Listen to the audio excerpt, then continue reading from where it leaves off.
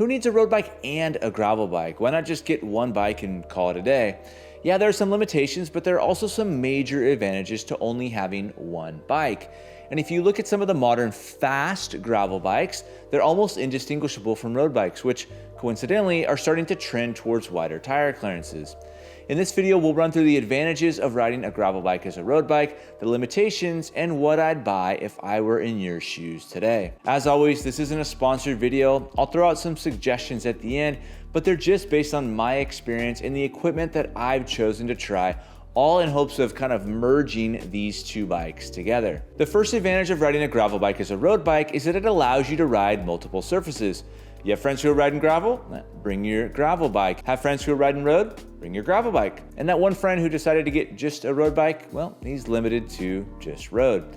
Using a gravel bike as a road bike allows you to participate in more activities and potentially meet new groups of people, which is a lot of the fun of riding bikes, isn't it? The second advantage is simplicity. Have you ever heard the phrase, the cost of complexity? Having only one bike means you're not running around swapping bottle cages, pedals, depending on the ride, double checking computer mounts, moving lights, etc., etc., etc. Don't even get me started on remembering to check sealant in the tires of multiple bikes and the Tetris game of storing all of them.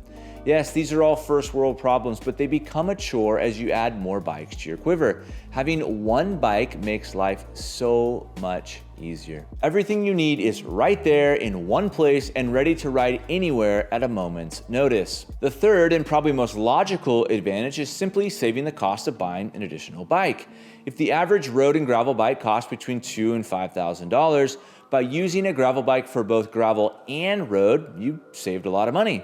That's money that can go towards a lot of different things, but for the purposes of the subject at hand, I'd take that extra money and I'd put it towards a Wahoo kicker and a Zwift or Trainer road subscription. I promise you that you'll be glad that you did. Now, using a gravel bike as a road bike isn't necessarily all roses. There are some disadvantages.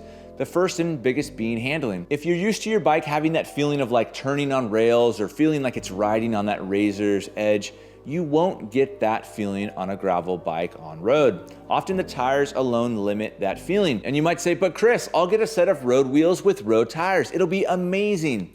Look, I've tried it. It's not amazing. It's okay, but it's still nowhere near the performance of a road bike.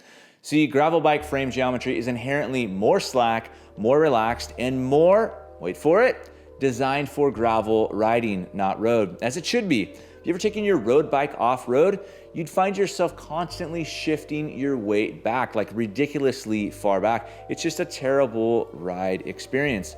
And generally speaking, gravel bikes are also not as stiff. They're designed to absorb a lot of that gravel chatter before it ever reaches your body. When I hop out of the saddle on my gravel bike, I can feel the bottom bracket flexing in a way that I don't feel on my road bike. That being said, the Enve MOG was pretty dang stiff, dare I say road bike stiff. Gravel bikes are also most likely going to be heavier, and for good reason.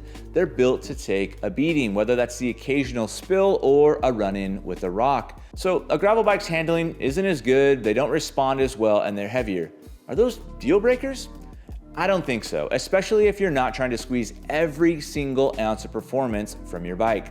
To hedge against these performance disadvantages, here's what I suggest if you plan to use your gravel bike as a road bike. The first thing is to find the right tires. And if you want the quick answer, I'd go to bicyclerollingresistance.com, a website that I've used without fail for years, and I'd browse their gravel tire section to find the right tire. I think the Continental Terra Speed in both 35 and 40 millimeter are a great starting point, along with the Specialized Pathfinder in 38 and 42 millimeter. Dylan Johnson has a ton of great videos, and I'll link a couple of them down below. He's like done all the math and all the science on all of these different tire options. Next, you'll need to figure out what kind of gearing you want to use. For me, the SRAM XPLR group is kind of right in the middle. On one side, you have the mullet build, and on the other side, you have a 2x setup. It's a great starting point, and you can go one way or the other depending on where you're riding and what you value in a group set. I also did a video recently on why I think the Explorer group is the perfect group for gravel, so I'll post that maybe like up above, down here, down below. And because your gravel bike is going to be pulling double duty, acting not just as a gravel bike, but also a road bike, I think you need to make sure that you get the right gravel bike. See, I think that you should only consider the fast gravel bikes. Adventure bikes, bike packing, yeah, those bikes might work in rare situations, but I really think that your best bet is to look at the fast gravel bikes. I've had experience with the Enve MOG, the Specialized Crux, the Cervelo Aspero, the Allied Echo, the Open Upper, the BlackHeart Gravel AL, and recently the Colnago C68 Gravel. All fantastic bikes and all bikes that I'd put into that fast gravel category. And within that spectrum, the BlackHeart Gravel AL would be on one side and the Colnago C68 Gravel would be on the other. My personal gravel setup has been tweaked and refined so many times over the years because, like you, I wanted to use my gravel bike as a road bike. And while I ultimately ended up keeping my road bike, my gravel bike still sees 60% road and 40% gravel, especially when you consider the distance from my house to arrive at dirt or gravel. And for those reasons, I'm riding the Crux with a 2x4835 and a 1036 cassette with 40mm Continental Terra Speed tires. Look, don't let anybody tell you otherwise. Riding a gravel bike as a road bike is more possible than you think. You just have to configure it correctly. Yes, it's gonna take a little more work to keep up with your friends on their road bikes, so you'll need to plan accordingly. But also know that there will come a day when you'll decide to peel off of a road group ride and take the scenic gravel route home. And I promise you that on that one experience, that freedom to explore with one bike will make all of it worthwhile, and it'll put a huge smile on your face.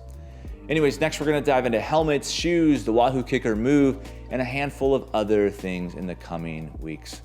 Until next time.